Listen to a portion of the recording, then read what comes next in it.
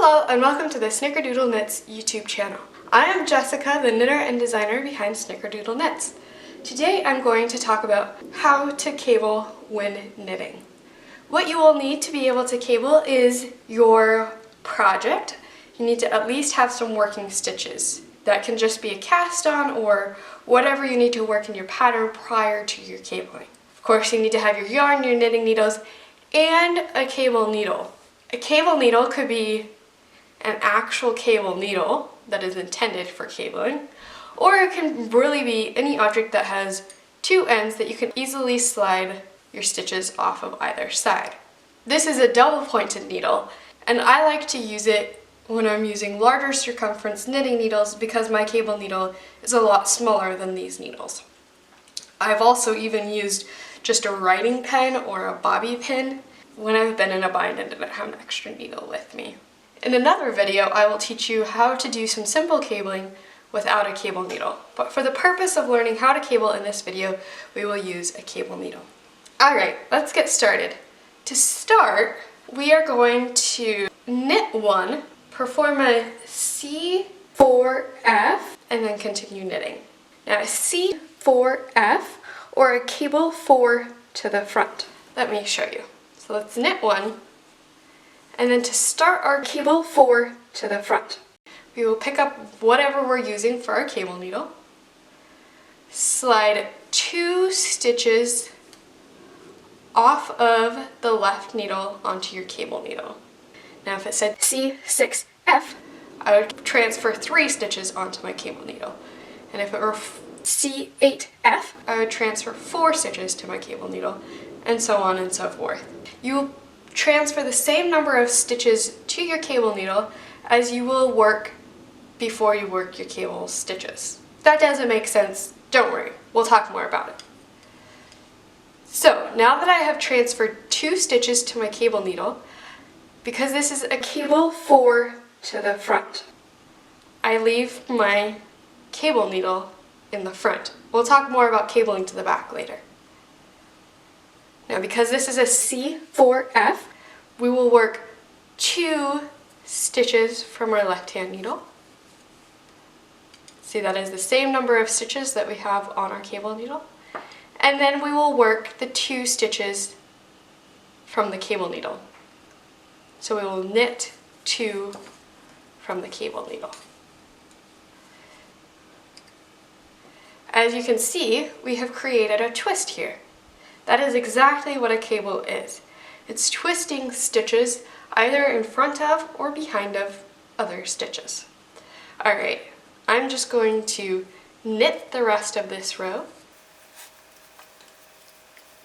and then I will work the back row, and then I'll be back.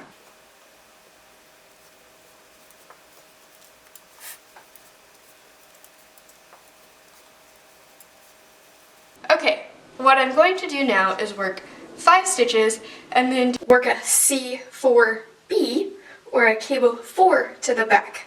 Let's knit 5 stitches.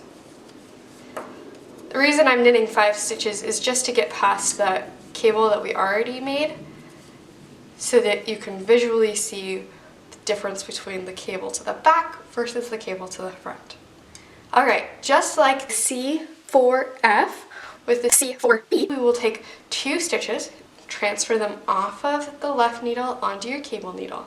And now since this is a C4B, or a cable 4 to the back, we will bring our cable needle to the back of our working stitches while we work the next 2 stitches. Because this is a C4B, again, a cable 4 consists of 4 stitches in total. We have the 2 stitches that we hold on the cable needle, and we have the 2 stitches that we work. So we have 2 plus 2 is 4. A cable 6 includes 6 stitches in total. It has 3 stitches that are held onto the cable needle, and then there are 3 stitches that are worked from the left needle. So we have 3 stitches plus 3 stitches is a total of 6 stitches. Alright, now that we've worked 2 stitches from the left hand needle, we will take our cable needle and just knit those 2 stitches as well. And to finish, I will just knit my last stitch. There we go. We've completed C4B.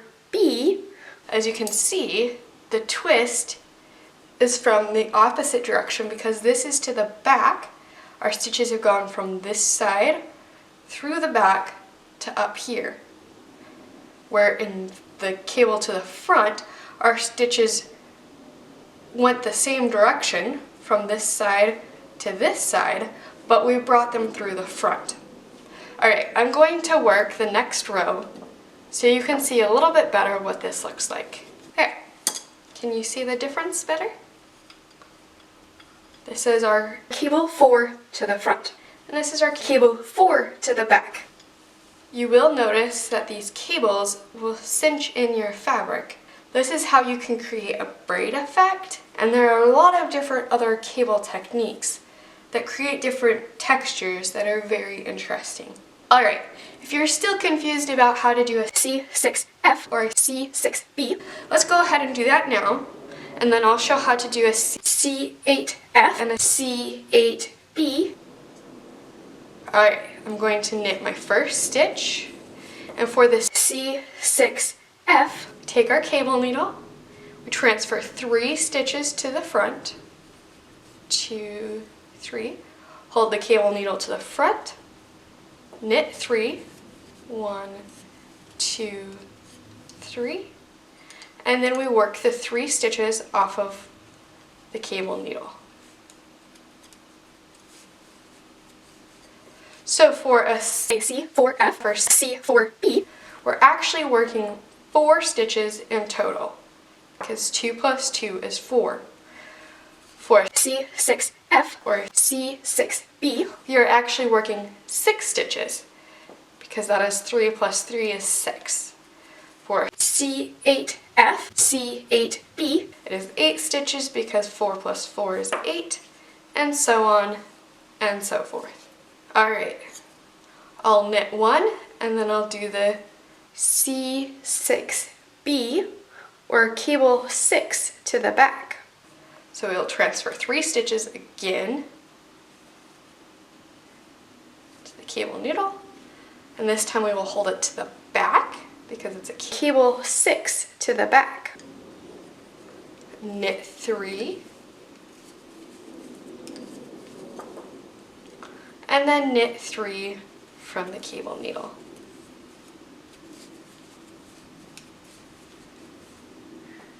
And again, for the sake of this demonstration, I will just knit my last 3 stitches, but of course you will follow your pattern to know how to work following and prior to your cable stitches.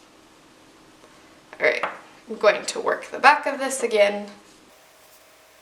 It is important to also note that typically you will purl the back of your cable stitches to keep your cable looking nice and neat in the front. If you were to knit the back of your cable stitches, you would end up with ridges across the front of your stitches. Alright, now let's do a C8F. So we'll knit 1. Remember that knit 1 is just what I'm doing prior to the cabling. That is not part of the cable. This is where we start the cable. So for C8F, we'll take 4 stitches off of the left needle, put them onto our cable needle, hold our cable needle to the front, knit 4 from the left needle, and then we work the 4 stitches from our cable needle.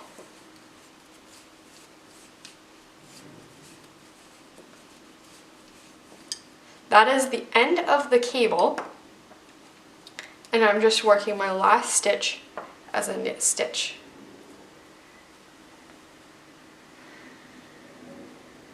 Again, I'll go ahead and just work the back stitches, just purling across.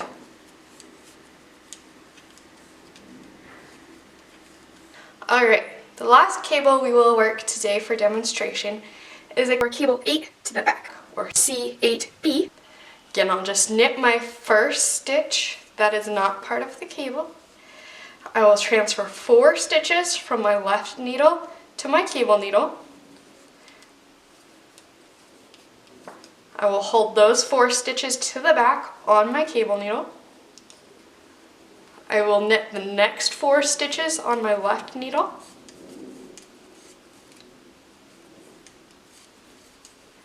I will knit the 4 stitches off of the cable needle.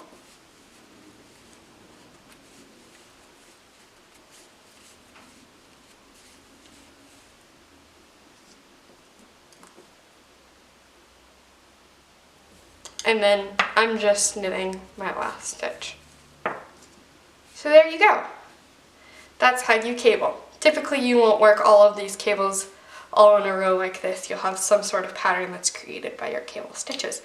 But that gives you an idea of how to cable. Remember, these techniques work no matter how many stitches you're cabling. Just remember the middle number tells you how many stitches to transfer to your cable needle, and then how many stitches to knit from your left needle. And then the last letter tells you whether you're holding it to the front or to the back. Now, if you're interested in learning some hacks on how to cable without a cable needle, I will link that video down below. And if you're interested in more knitting tutorials, be sure to like this video, subscribe to our YouTube channel, hit the notification bell, sign up for video tutorial emails via our newsletter, and we hope to see you again soon. Happy knitting!